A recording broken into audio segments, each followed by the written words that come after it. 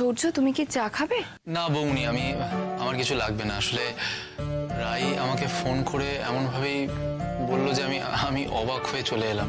আসলে বুঝতে পারছি না যে ও কেন আমাকে এখানে। কারণটা দিদিভাই তোমাকে বলবে। ফোনে এসব কথা আলোচনা করা ঠিক হবে না, তাই বাড়িতে ডেকেছে। তুমি জিজ্ঞেস করার আগে বলে দিই, আমি ভালো আছি। আর আমার শারীরিক কোনো সমস্যা নিয়ে কথা বলার জন্য তোমাকে আজকে এখানে ডাকা হয়নি। যাক, সেটা শুনে স্বস্তিই পেলাম। আর রোজ যে ডাক্তারির বিষয়ে ক্রমশ এক্সপার্ট হয়ে উঠছে সেটা বুঝতেই পারছি। তাই শারীরিক সমস্যা নিয়ে যে আমার কোনো সাহায্যের দরকার পড়বে না সেটা আমি বুঝি। আর রাই দেখো, তোমাকে তো তাড়াতাড়ি সুস্থ হয়ে উঠতেই হবে, কারণ তোমার এখন সামনে অনেকগুলো দায়িত্ব রয়েছে। তাই বন্ধু হিসেবে আমি এটাই চাইবো যে তুমি যত তাড়াতাড়ি সম্ভব সুস্থ হয়ে ওঠো, ততই ভালো। সূর্য, কোনো শারীরিক অসুস্থতার কারণ ছাড়াও তোমাকে আমি অন্য একটা কারণে তোমার সাহায্য চাইবো বলে এখানে ডেকেছি। সূর্য, তুমি একটু আগে বললে না আমার অনেক দায়িত্ব আছে। আমার সেই অনেক দায়িত্বের মধ্যে একটা দায়িত্বের কারণেই আমার তোমার সাহায্য চাই। তোরা কথা বল, আমি যাচ্ছি। না, তুই থাক, তোরা দুজনেই থাক। আমি কি বলবো সেটা ঠিক না ভুল, উচিত না অনুচিত, সেই সব ব্যাপারে মতামত রাখার অধিকার তোর বৌমনি দুজনেরই আছে। বস এখানে। দেখ দিদিভাই, আমার যা বলার সে তো তোকে বলেইছি। সৌর্যদার সামনে নতুন করে আর কি বলবো? কিছু নাই বলিস, শুধু শুনবি, তারপর সূর্য যেটা মনে হবে সেটাই না হয় দেখিস। তাও তোরা দুজনই এখানে থাক। আসলে আমার বড্ড অদ্ভুত লাগছে। হ্যাঁ, আমি বুঝতে পারছি যে তোমরা নিশ্চয়ই কোনো সিরিয়াস ব্যাপার নিয়ে কথা বলবে বলেই আমাকে ডেকেছো, কিন্তু কি ব্যাপার বলো তো? তোমাদের নিজেদের মধ্যেও সেই বিষয়টা নিয়ে একটা মতভেদ রয়েছে বলে মনে হচ্ছে আমার।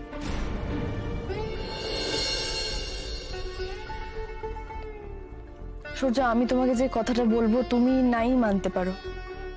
তোমার না মানার অনেক কারণ আছে, বরং না মানারই বেশি কারণ আছে। কথাগুলো মেনে নেওয়ার কোনো কারণ সেরকম ভাবে নেই, তাও আমি তোমাকে রিকোয়েস্ট করব, একটাবার ভেবে দেখতে বলবো। আচ্ছা, তুমি সাসপেন্স ক্রিয়েট না করে বলেই ফেলো না কি বলতে চাইছো। রাই, আমার সত্যি কিন্তু এবার টেনশন হচ্ছে। সূর্য, আমি যদি আবার তোমাকে নীলুর সঙ্গে। না না রাই, দেখো, এই বিষয় নিয়ে আমার তোমার সাথে আমি কোনো কথা বলতে চাই না। তুমি এখন অসুস্থ আছো বলে নয়, যে কোনো অবস্থাতেই আমি আমার সিদ্ধান্তে অনড় থাকবো। সূর্য প্লিজ, দেখো, আলোচনার কোনো দরকার নেই। শুধু আমি যেটা বলবো সেগুলো শুধু তুমি একবার শুনে নাও।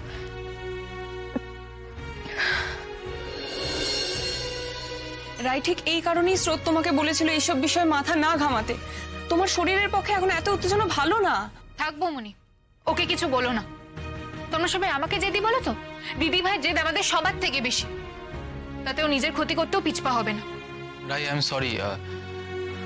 সরি আমি যদি তোমার সাথে রুড ব্যবহার করে থাকি।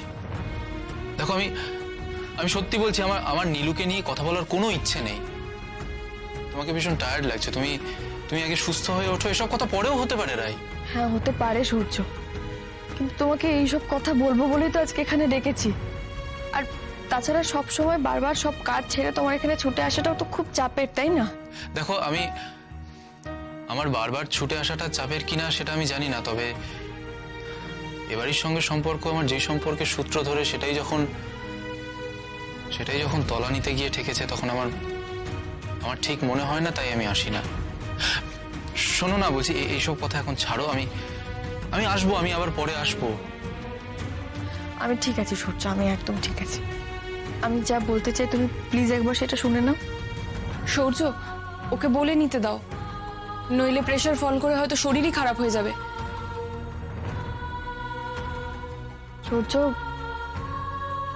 সূর্য, দেখো, আজকে নীলু এসেছিল আমার সঙ্গে কিছু কথা বলতে।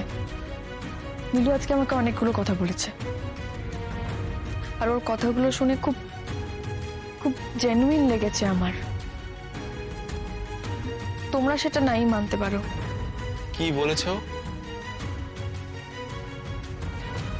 ছোট নীরু বলছিল ও স্বেচ্ছায় ডিভোর্সটা চায় না। আশ্চর্য, ও তোমার সাথে দেখা করতে এসে এইসব কথা বলেছে? না না, আমার কি মনে হয় জানো তো, ও এইসব কথা বলবে বলেই তোমার কাছে এসেছিল। দেখা করতে যাওয়াটা স্রেফ একটা বাহানা। আমিও দিদিভাইকে ঠিক এই কথাটাই বললাম। ও দেখতেই এসেছিল আমাকে।